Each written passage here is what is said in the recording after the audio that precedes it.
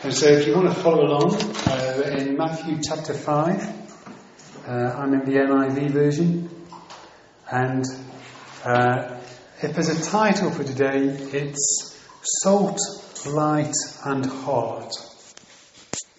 So Matthew chapter 5. And the past couple of times we've been looking at the Beatitudes, kind of the blessings of the kingdom.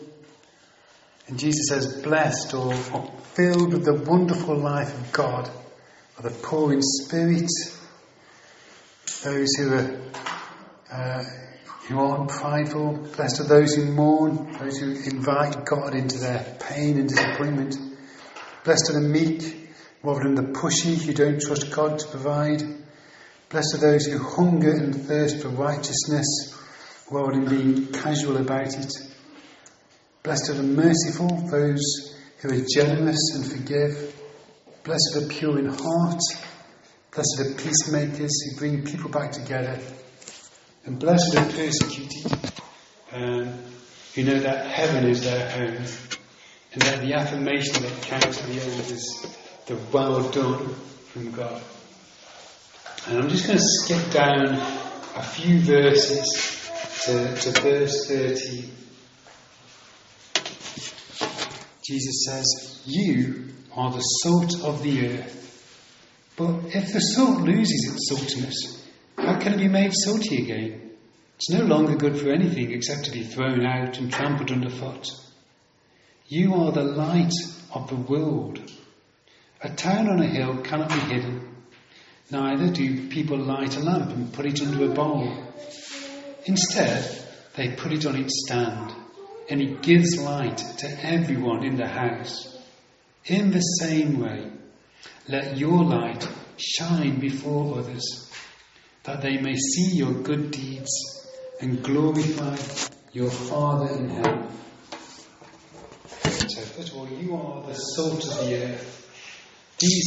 These heart attitudes we've been looking at in the blessings make a difference. They're like salt in the world. They keep things good. They push back decay. They make things tasty and not bland. But the main thing Jesus is saying here is, it's like a warning. It's, our hearts can lose their saltiness. Don't let that happen. Jesus wants us to stay wholehearted, ready to follow him, aware that it's Jesus and his kingdom that matters most. That's the treasure in the field. That's the pearl of great price. Just as the disciples did the day they left their fishing nets to follow him. It's Jesus and his kingdom that matters most. Proverbs 4 says, above all else, guard your heart, for everything you do flows from it. Some translations don't say guard your heart, they say watch over your heart. I'm going to come back to guarding our hearts in a minute. But just to give you a taste, I don't think it means hiding them away protectively. It's not that kind of guarding. And then light. You are the light of the world. A town on a hill cannot be hidden. I should have said, by the way, this is our salt shaker. I just thought I'd bring it. I know you know what salt looks like, but you might help you remember. I could do, couldn't I? Hang on. Well, I'm not going to, I'm going to put it to my fingers. Ooh, yes. That's got a bit of a zing. Now I'm going to put it on the floor. Fortunately, I've got a cup of cake as well. So you quite thirsty. So don't forget, salt. You are the light of the world.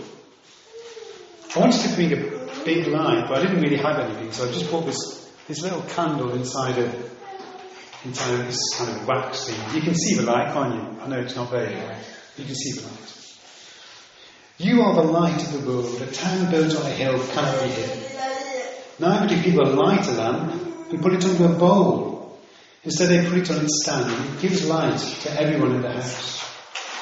In the same way let your light shine before others, that they may see your good deeds and glorify your Father in heaven. Just like we don't hide our hearts away, Jesus says don't hide the light away either. Wearing our hearts on our sleeves means being open and vulnerable. Jesus sets a fire in our hearts because he wants people to see the glow. And then out of our hearts flow our words and our actions. In Luke 6, Jesus says, no good tree bears bad fruit, nor does a bad tree bear good fruit. Each tree is recognised by its own fruit. People don't pick figs from thorn bushes, or grapes from briars. A good man brings good things out of the good stored up in his heart. And an evil man brings evil things out of the evil stored up in his heart. For the mouth speaks what the heart is full of. Out of our hearts flow our words. And out of our hearts flow our actions. I remember years ago, there was a church got this kind of Christian psychologist this is the Oxford church, to kind of equip people in pastoral care. And one of the things he said was, behaviour is never out of character. Do you ever hear that saying, oh, that was a bit out of character, when somebody does something? And this guy said, do you know what, behaviour is never out of character. All that's happened is the masks come down a bit. Because what's inside us eventually is what comes out of us. So our hearts are critically important.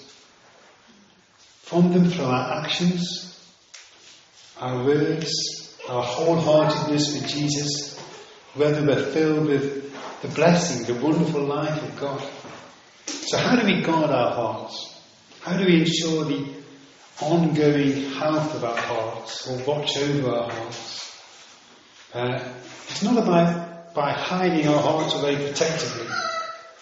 If you never exercised your heart, that would not guard your heart. It would just weaken it. It's true of our physical hearts, it's true of our inner hearts as well. A while back I remember I was debating whether or not to do something. And it was quite a little thing. It wasn't going to cost me hardly anything. And I was just like, oh, shall I do this or shan't I do this? I don't even remember what it was about trivial. And I just kind of felt a nudge from God saying, if in doubt, be generous. And it's a phrase which has kept coming back to me in similar situations. If in doubt, be generous. Because when you think about it, the alternative is, if in doubt, be stingy. And who wants to be that guy, right? I don't want to be that guy. If in doubt, be generous. We have to keep on loving. We have to keep on trying. We have to keep on risking. We have to keep on stepping out in faith. And then, because life is what life is, and we get the inevitable bumps and bruises, we have to keep on coming back to Jesus, so that he can heal our hearts, and so that we can keep on going out. That's how we guard our hearts, not by protecting them and never being vulnerable, but by letting our hearts out and then letting Jesus heal them. Matthew 11, Jesus says, come to me, all you who are weary and burdened, and I will give you rest. Take my yoke upon you and learn from me, for I am gentle and humble in heart, and you will find rest for your souls. For my yoke is easy and my burden is light. It sounds simple, but the most important thing really is the state of our hearts. And the best way to guard our hearts really is to keep on coming back to Jesus, let his love and his healing and his life flow back in. One of God's earliest names in the Bible is Jehovah Jireh, the Lord who provides. I was reminded earlier this week of Psalm 23. It's God who leads us by quiet waters. It's God who refreshes our souls. It's God who prepares a meal for us in the presence of our enemies. In John 15, Jesus says, I am the true vine, and my Father is the gardener. He cuts off every branch in me that bears no fruit, while every branch that does bear fruit, he prunes, so that it will be even more fruitful. You are already clean because of the word I have spoken to you. Remain in me, as I also remain in you. No branch can bear fruit by itself. It must remain in the vine. Neither can you bear fruit unless you remain in me. And Jesus isn't being harsh here. It's just that same honest warning that he gave about salt. We can't do this Christian life without the life of Christ. It just can't work. So, to finish, I've just got 3 quick points to summarise, and then we'll go into a time of worship. The first one is this: we need to honestly make time for God. Tell him what's really going on in our hearts, because that way he can bring his healing and his refreshing. It just doesn't work without that. That's heart. Second one, light. Don't stop loving. A heart that isn't exercised gets weak. If in doubt, be generous. And the last one, salt. Believe you're making a difference.